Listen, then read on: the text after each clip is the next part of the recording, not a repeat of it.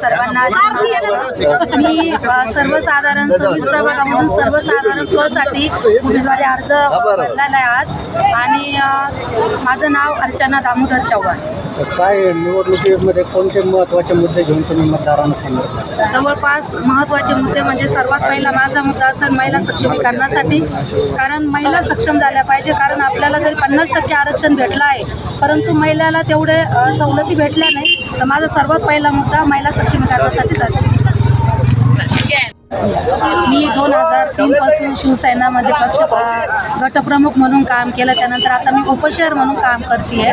त्यानंतर मी अंगणवाडी सेविका असल्यामुळे मला परिसरांचे प्रश्न चांगल्या प्रकारे माहिती आहे. तर त्यासाठी मी निवडणुकीमध्ये इच्छुक उमेदवार म्हणून अर्ज दाखल केला की जर मी उद्या नगरसेवक झाले तर मला निश्चित लोकांच्या छोट्या मोठ्या समस्या मला माहिती आहे आणि त्याचं निराकरण करेन.